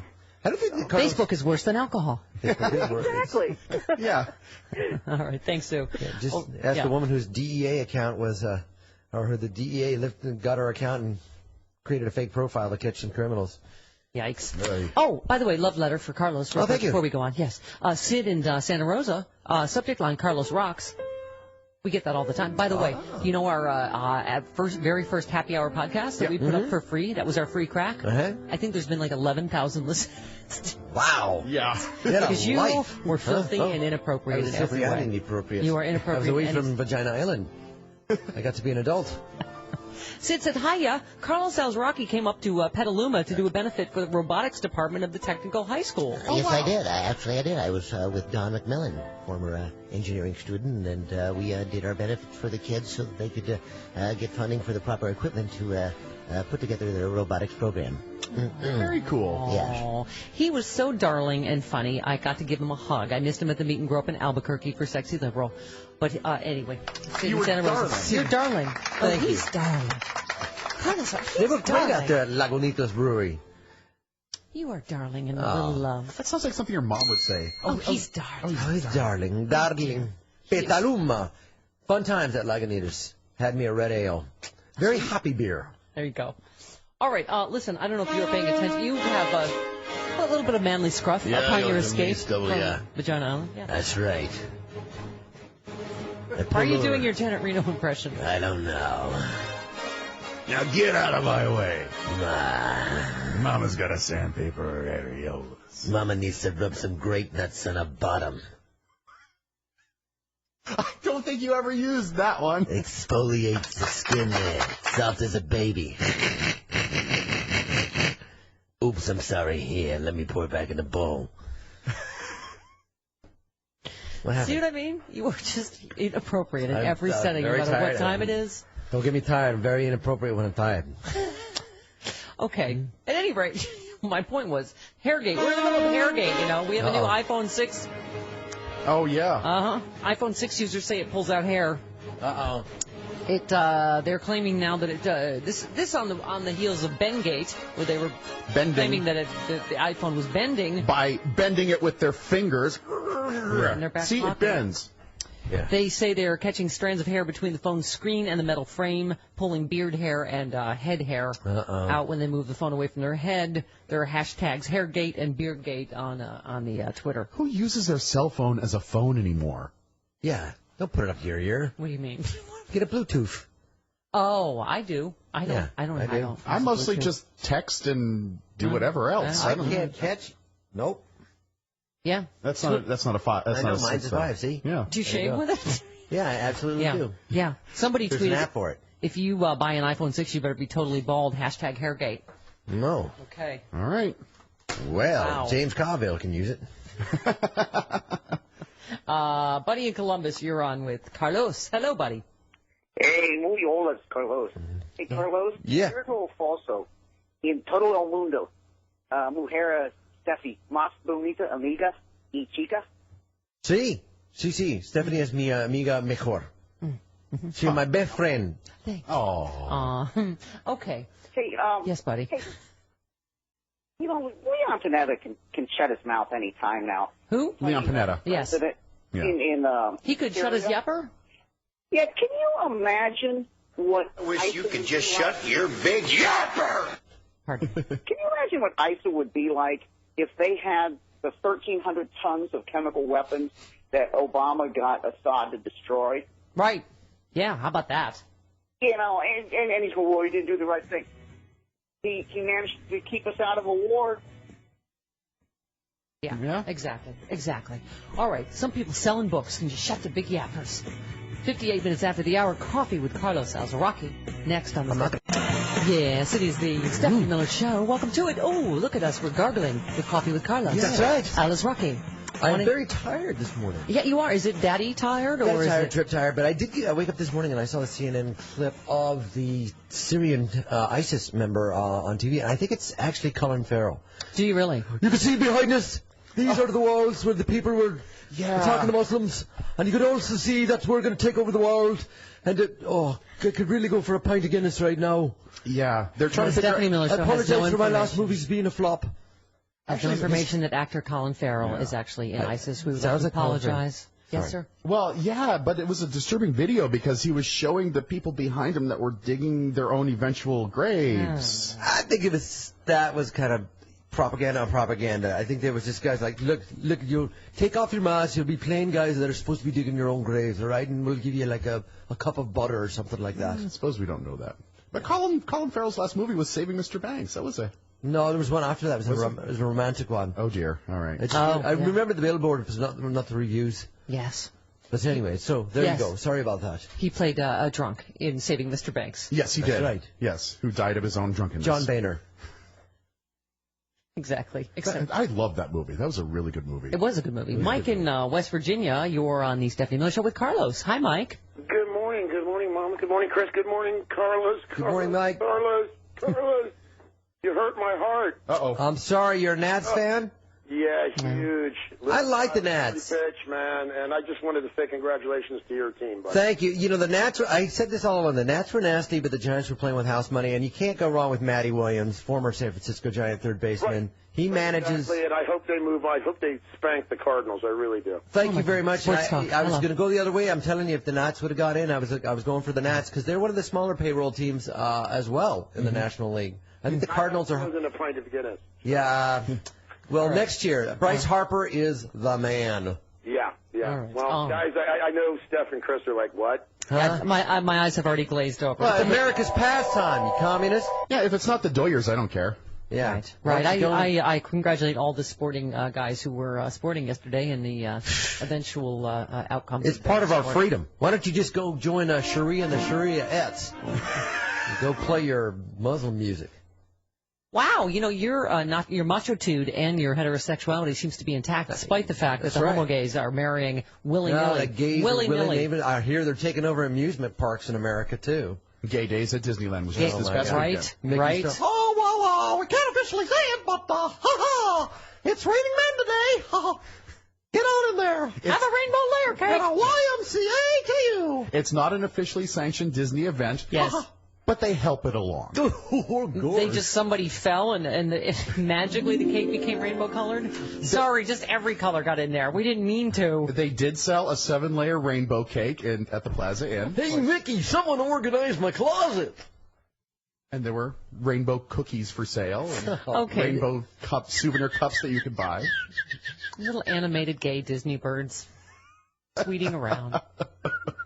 When you wish, that's MGM, whatever. All right. Upon a Best quote star. from the Ninth Circuit decision on the Idaho-Nevada marriage equality. This is from the judge, right? Yes. Governor Otter, Butch Otter. Of Idaho. How lesbianic does that sound, first of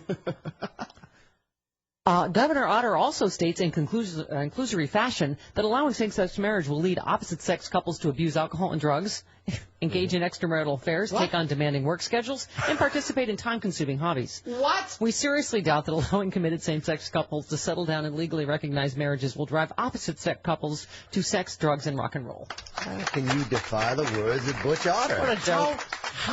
Those gays next door. Oh, I'm going to take on a more demanding work schedule. Why, Butch Otter built his own soapbox and won the soapbox derby 3 years standing. Here's how it goes, Chris. You see, I don't want to see those gays in my front yard, and I will work 3 jobs if I have to, so I can come home late at night, so I don't see them gaying it up in my front yard, and that makes me mad. So now I got to drink, and I hate my wife. I want to sleep with my son's teacher. Oh, dear. Don't you understand the heterosexual mind? Wait, what was the last thing here? Will force straight couples to participate in time-consuming hobbies? Yes. How would the homo gays? I done took up knitting. No. Damn it, I'm building... I used to be fine. Now the gays are married. Now I'm building little ships and bottles. Leave me alone when they're turning into Gene Wilder. I am working on my train set. Please leave. Oh, I see. Instead of engaging in the traditionally sanctioned heterosexual sex, you will be doing some sort of weird hobby in your basement. Mm-hmm. I see. Oh, maybe that story we did earlier with the guy with the basement full of sex dolls. That could be it. Because of the homo gays. The homo gays are getting married. Right. Yeah. I'm putting a bunch of fatty stickers on the wall. Excuse me? Fatties. Okay. They're big stickers of NFL players. Life size. Oh, right. Well, I don't know if you personally are worried, Carlos, but we missed this last week. A survey says half of married women have a backup husband in mind. A backup husband? Does the lovely Mrs. Alice Rocky have a backup husband in mind? She's got about 12. One of them's Robert Downey Jr. I blame the homo gays for this as well. Robert Downey Jr. is one of them.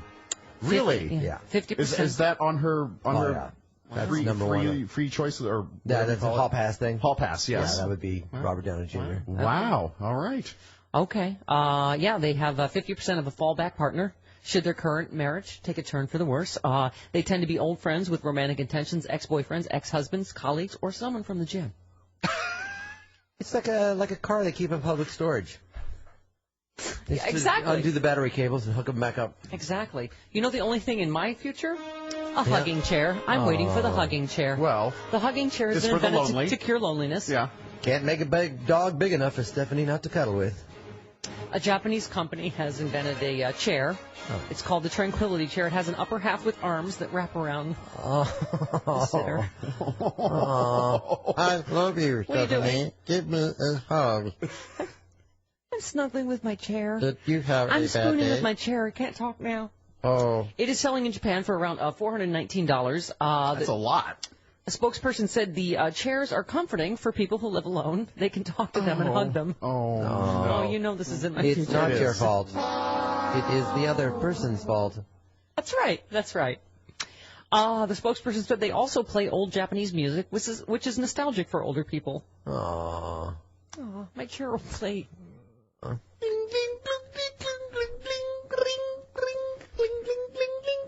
See, that's how you know you can't call me about anything work-related, because I'm in my Japanese hugging chair. When I hear sukiyaki in the background, that means I can't. You're not able to Is talk. it a Kim Jong-un story, or is Stephanie in her hugging chair? He's Korean. No word on when the hugging chairs will come to America, but when they do, I'm in. Yeah. I am in. I think you've already cleared mine, the space American for one, would play Seriously Sinatra, my favorite Sirius XM channel. So it'll just be me and Frank in the hugging chair. Sirius XM 127 isn't your favorite? Be a lady tonight. Yes. I mean, my channel is my favorite, but then seriously, sometimes 40s on 4. I've got you under my... Because nostalgic music is comforting for old people. But you can't depend on 40s on 4, because sometimes they swap it out for like the Billy Joel channel I or know, something. and it is disturbing. Old people don't like change. Sirius XM. Just the way you are. You'll have me today. Sometimes I go over there and it's something. I'm like, what is that? That's not my 40s on 4. Mama. Mama wants to be... my 40s on 4. Mama wants to be reminded of the 40s when I was in my prime. Buy those war bonds. Paul in Michigan, you're on the Stephanie Miller Show. Hi, Paul. Yeah, hi. Hi. You guys are the smartest, funniest show anywhere. Really? Thank you. Okay, go ahead. Really? Yes. I want I'm going to be in my hugging chair. All right, go ahead. Yeah, I want to get your opinions of all of the so-called progressives who are attacking the president for rescuing thousands of innocent people in Iraq with airstrikes. Since when don't progressives care about genocide, women being kidnapped, tortured, raped, and murdered? I mean, do you think Code Pink would be protesting if ISIL was in their neighborhood? Yeah. That's what I was saying earlier, Paul. This is a tough one for liberals. It's a double-edged sword, and it also spills over into the show. I was at the Bill Maher show on Friday night, and Ben Affleck got into it. Oh, yeah, we were talking about that. We played some of that. We were there with Sam Harris, and yeah, but, liberals or progressives, along with not supporting airstrikes to save thousands of Kurds and other people in Syria, don't support the fact that, some of the Muslim religion tends to be more... The fanatical end of the Muslim religion gets a free pass from liberals. That's the important part, the fanatical end. The fanatical end of the Muslim religion, according to Sam Harris and Bill Maher, are getting a free pass from the progressives, the way they treat women. Do you agree, Paul? That's a tough call, yeah. There's some truth in that. That's what Sam Harris and Bill Maher were saying. We're not saying that all Muslims are bad, and Ben Affleck wasn't having it, and.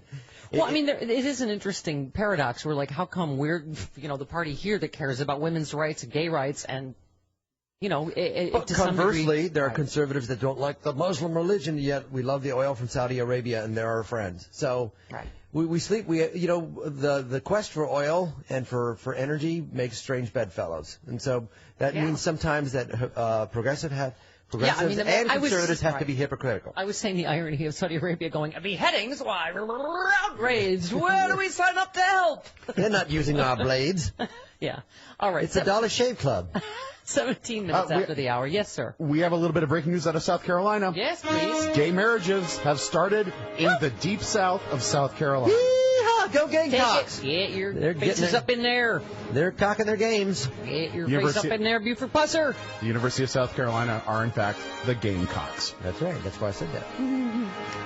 Yeah, I don't think so. Okay, 17 minutes after the hour, we roll along. Coffee with Carlos Alazraqui on the Stephanie Miller Show. Oh, you're hugging Joe. It is the Stephanie Miller Show. Welcome to it. 22 minutes after the hour. Sexy little Carlos Alazraqui live in studio with us. So the breaking news: the Ebola patient in Texas has died. Yeah, Thomas Eric Duncan has died. So wow. That came over the wires about 2 minutes ago. Carlos, you are incorrect. Nobody on the right has yet reported that he got Ebola at Gay Days. No, he did. He did. He did not. Got it on the Finding Nemo ride. Unintentionally, I was working on my William Dafoe last night. Why would you work on a William? I was reading Nemo with my daughter. Oh, okay. Go ahead, kid. You're the one that can make it out of here. You're the one that can save this kid.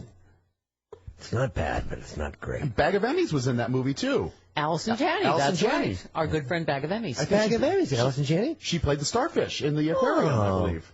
Yeah. That's sweet. Okay. Well, some of us get nominated for Emmys, and some of us will stay in this tank forever. Let's see, I'm working on it. You know what you could do? David Beckham has gotten his own brand of whiskey. No, he's got his own brand of whiskey there. Why not Carlos Alazraqui Courvoisier or something? Carlos Alazraqui Tequila. Tequila. I know what the Argentinians drink. Wine. Vino de Carlos Alazraqui. They're a little far away from the Malbec. From the Pisco Sours. From Mendoza. All right. A Pinot Grigio de Carlos Alazraqui Pinot Grigio de Malbec. All right. As we were mentioning earlier, it's just waves and waves of gay news, right? Yes. Breaking left and right. Federal court strikes down Idaho and Nevada marriage bans. There was a stay in Idaho. Yes, it was filed just before 8 o'clock this morning, and so Justice Kennedy says the other side has until Thursday at 5 o'clock to file opposing briefs. As a dog owner, I don't know why stay always sounds like stay. No, don't be happy yet. Leave it. No, can't join us yet. Can't be happy yet. And gay marriages have started this morning in South Carolina. They've started, like, gentlemen, start your engines. Anita. Anita in San Antonio. Hello, Anita. Hi, everyone. Hello. Carlos, it's not that liberals don't care about how the fundamentalist Muslims treat gays or women in the Middle East. It's just that we don't necessarily think that war is the way to go about changing that. Yeah, but because I could argue that you're right, because obviously when we invaded Iraq with shock and awe, it seemed to have splintered several hornets' nests. But the other thing is that I think the point that Sam Harris was trying to make as an atheist is that liberals tend to be anti-religion per se, and are more willing to attack Christians or sometimes Jews rather than Muslims for fear of being Islamophobic. We're not anti-religion. We're anti-fundamentalism. There you go. Yeah, whether that's Christianity or whatever religion, Judaism or Muslim. Well, no, I was just saying in the case of Sam Harris, he may not be anti-religion. He just thinks that maybe science is the best path to spiritual growth for the planet, and that people I agree with that. Right, but I agree with that. Anita, it's interesting. I mean, you read the Christian Bible, right? The Old Testament. There's some pretty wacky things in there if we were making social policy. Right, and if we're making progress, most Christians have hopefully let that kind of stuff. Again, I would argue, along with Sam Harris and Bill Maher, that the fundamentalist branch of Islam, where you cannot draw a cartoon of somebody without threat of death, is more dangerous, potentially dangerous than the Christian fundamental. If there was a movie made where Jesus was portrayed, in the way that Muhammad Life of Brian. I mean, you would see a lot of these born again evangelical Christians screaming. But not killing. That happened when Scorsese released The Last Temptation of Christ. Yeah, but there were protests. Nobody was threatened with death. But our laws don't allow that. That's the government. That's the government they have there. No, Muslims if you could shoot at the White House, the government doesn't allow you to shoot at the White House, but people do. The government doesn't allow you to go into a movie theater and kill people with guns, but people do. So I don't think it's our laws that are. But the government of Pakistan doesn't allow you to slander Islam. Yeah. So that's the government. Right. Exactly. That's the government. That's the difference I think you're talking about. Exactly. It's the government that the problems. Like, you can go to Indonesia, it's not like that there. Right. So it shows you the dangers implicit in embracing religion and government at the same time. But I just do think that. I think there is a difference. I don't think there's, especially monetarily wise and militarily speaking, there's not an equivalent to ISIS on the Christian side. They just don't have. They have splinter militia groups. Not anymore. There has been. We had the Crusades. We've had that. Yeah, the Crusades were centuries ago, weren't they? I mean, that's the point that Bill Maher and Sam Harris were trying to make. It may be a different stage because the government allows that. Right. You with the ignorance and the poverty going on there, and then the government that encourages that to a certain extent. That's what you see. Islam is going through right now what Christianity went through during the Crusades. Right. Exactly, Chris. Yeah. Yes. And you would have hoped that they would have evolved by now, but they haven't. So in that sense, it's a slightly newer they religion. are evolutionarily speaking behind, and that's potentially dangerous. And I think that's what Bill Maher and Sam Harris were arguing, and this is what. And you're Ben Afflecking me right now. Well, that's the country. That's the government. We have Muslims here. Right. Absolutely. Look, I'm a big Muhammad Ali fan. I'm a big Kareem Abdul-Jabbar fan. Obviously, that's the point that Bill and Sam were trying to make. We're not saying that all Muslims are bad. That there's a 1.8 billion like Ben Affleck are saying, but they're just saying that the fundamentalist branch of it, whether it's government sanctioned or not, are in my opinion, and I agree with Bill Maher and Sam Harris, potentially far more dangerous. Well, once again, I think it has to do with the government. ISIS doesn't have a government. Itself.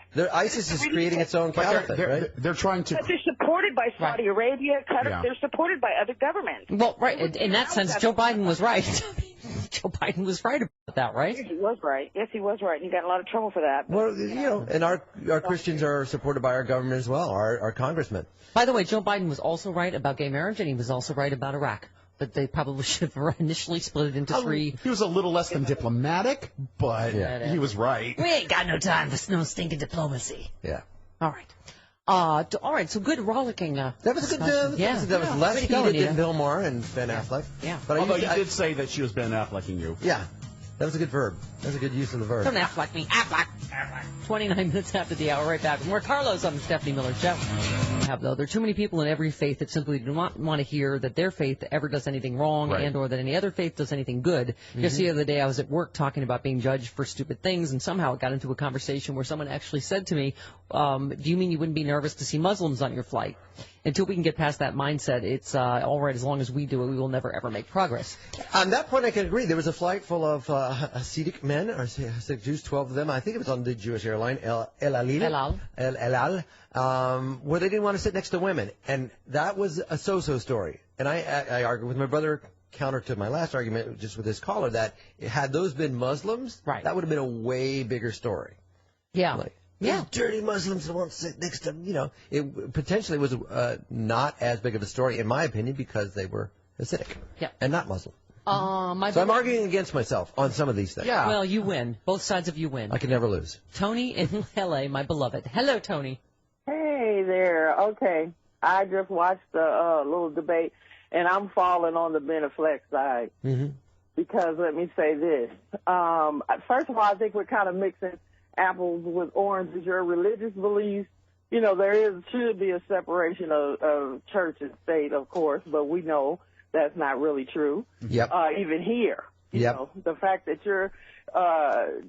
gay marriage is a legal contract as far as I'm concerned, so it has nothing to do with your religious beliefs, but obviously that's what's keeping it from happening here. So I don't think, you know, the problem I have with liberals, so-called, sometimes, is a God complex where you're not looking at yourself either. What religion was the Enron executive from?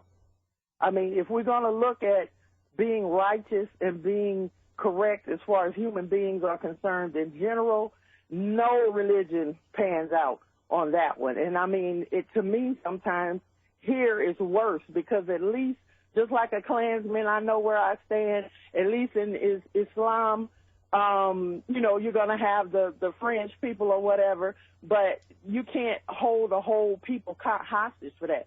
I could do that with Christianity. Look at the Klan, and they're still around. Look at that baseball game back in St. Louis. I bet you 9 times out of 10, most of them people saying all that stuff are Christians. But I think the one point that Sam Harris and Bill Maher were also bringing up, there was a Pew poll in Egypt where 75% of the population, 75% that were polled, said that it's all right to kill somebody for leaving the religion of Islam. And that's the one point they were, and Ben Affleck was not listening to that at all. And well, I think that's but that's one point. If that's the case, that's a pretty big point, though. Belief. That's a pretty big point. Dino Badella disputes that poll or that number, but says, you know, it still is probably higher than it should be. But anyway.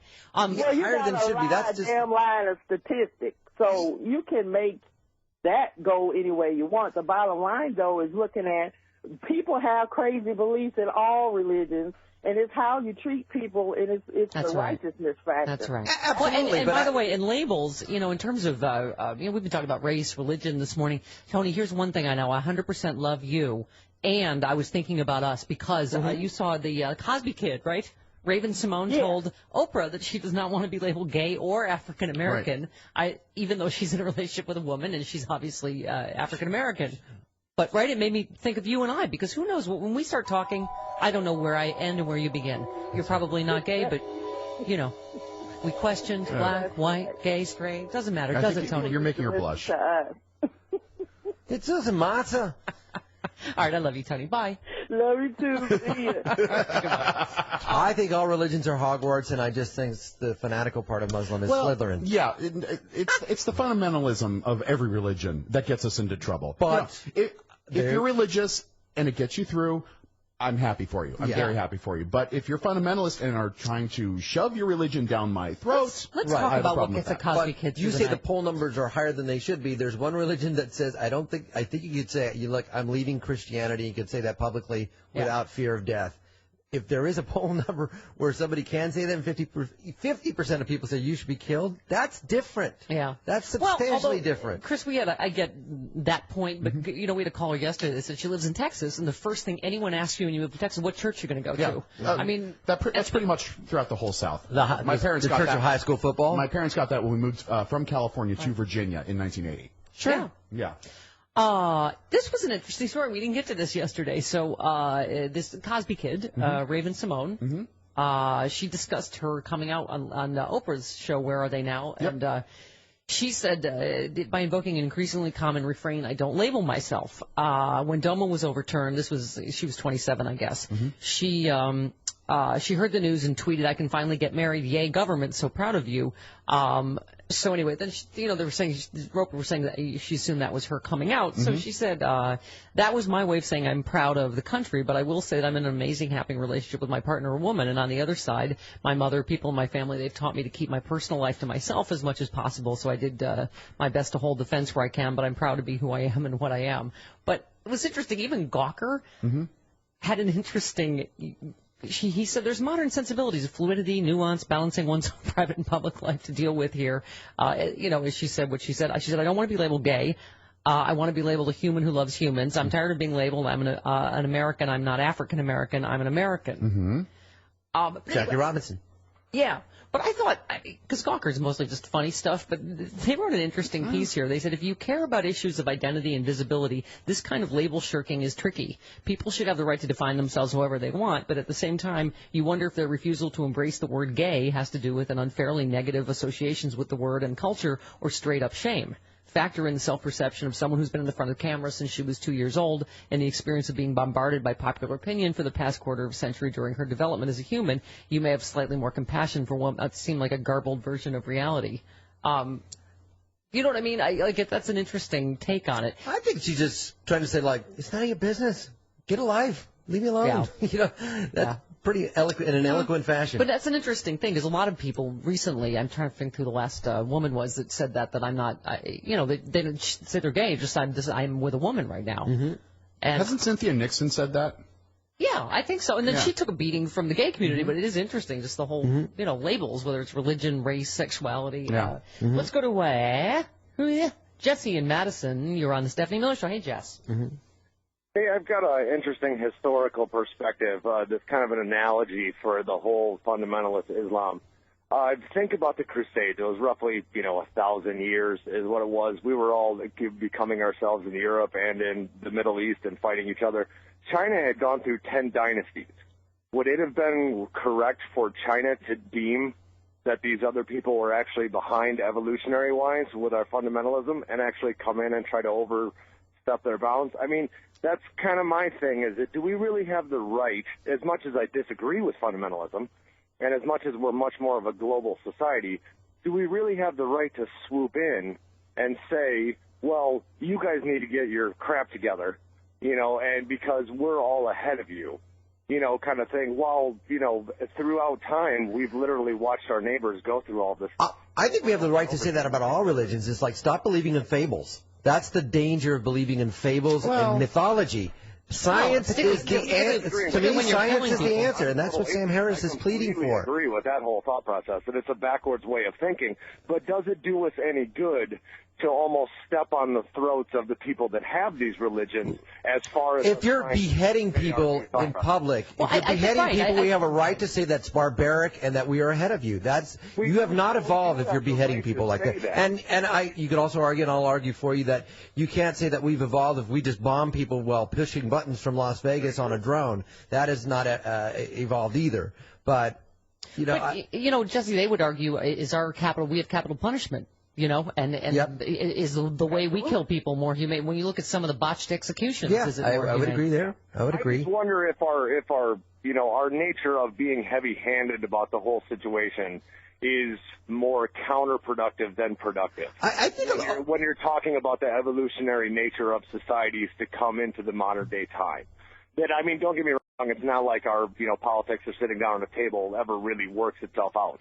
But inherently, when you're at a party sitting there with a drunk guy who's screaming at you about this or that, does it do you any good when the guy is just so damn, out of control and just talking his thing? Or is it just at that point where you kind of have to be like, look, we have to step back, do what we can to spread the ideas that we want to the populations that believe them, support those groups that are actually inside of those countries, and kind of to a certain extent let those countries do what they want to do with their own country. Yeah, I'm more of an isolationist now these days, you know. You know, the ISIS stuff is a little, you know, that's to the point where you're almost kind of like Nazi-esque. You know, you're getting to the point where you're, you know, they're so extreme and they're so out of control that we all have a good idea that the majority of Muslims in the world, as fundamentalist or right-wing as they are probably like, these guys are a little crazy. Yeah, you know, exactly. I think that's what they're saying. When the axis of oil gets involved, you know that these are some bastard people. Because they're gaining money, they're gaining military power, they're gaining territory, and it's becoming very scary.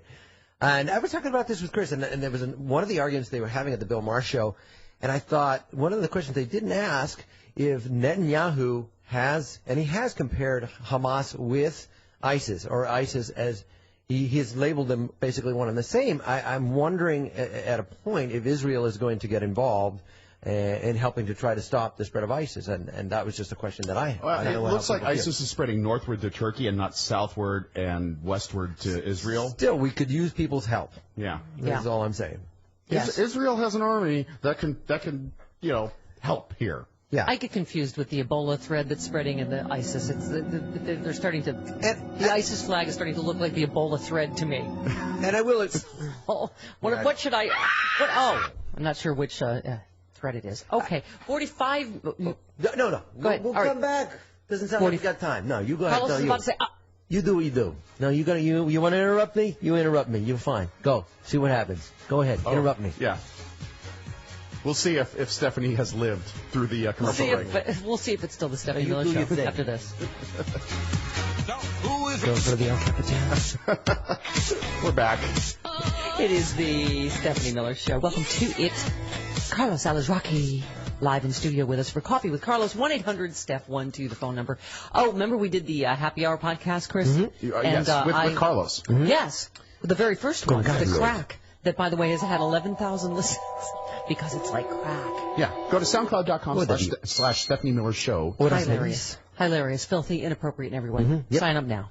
Okay, StephanieMiller.com. Mm-hmm. Oh, because then I wore a dress because we started doing the video the second weekend. Yeah. And I, tarted it up. So did Chris. But I remember I raised my leg and you could see my Spanx. Yes. Wasn't a basic instinct? Well, Jennifer Garner just did it and everyone thought it was adorable. Jennifer Garner had a wardrobe malfunction on the red carpet standing next to Steve Carell. Uh-huh.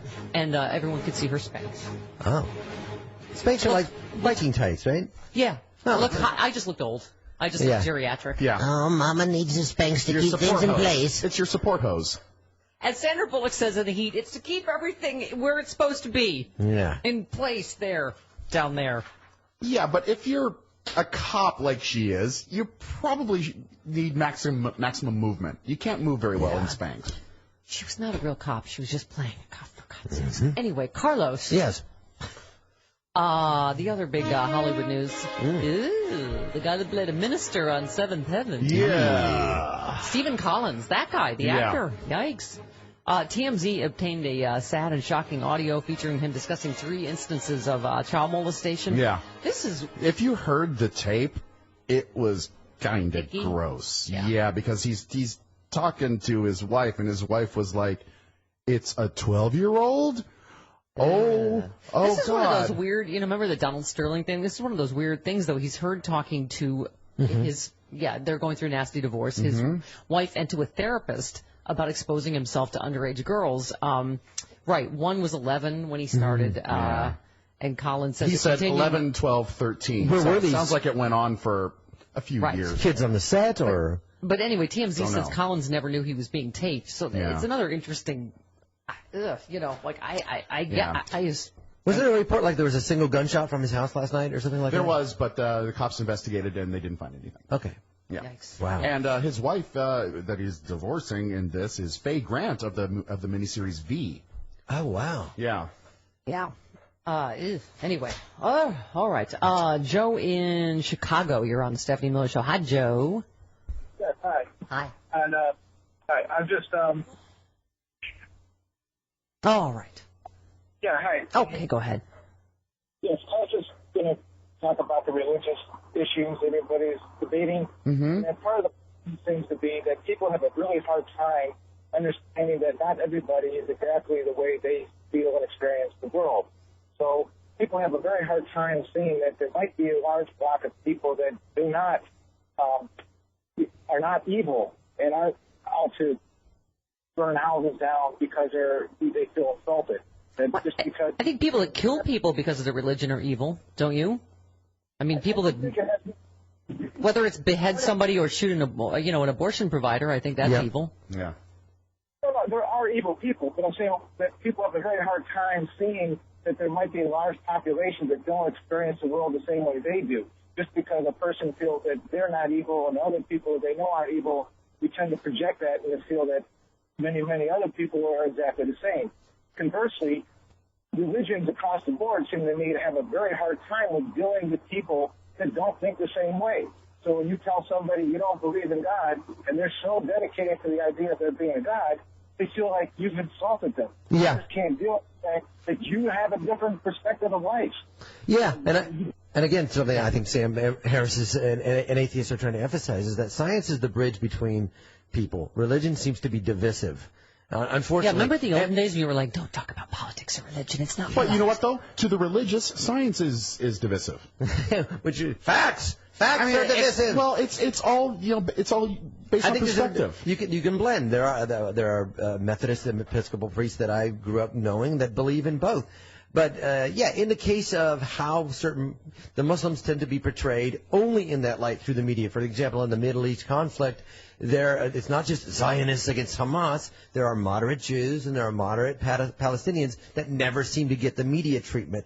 And like Ben Affleck said, they're less exciting. There are many peaceful Muslims, probably a large, if not most of the percentage of that religion are peaceful, but the only ones that are getting the media time are the ones that are being fanatical and violent. Yeah. But that being said, I think there's a difference between the fundamentalists on both religions think the homo gays are bad. If you could take your organ out, Faith and Freedom Coalition's Ralph Reed on the marriage equality rulings. Today's Supreme Court decision not to hear appeals of lower court rulings that legalize same-sex marriage in 5 states is a miscarriage of justice. That lays miscarriage.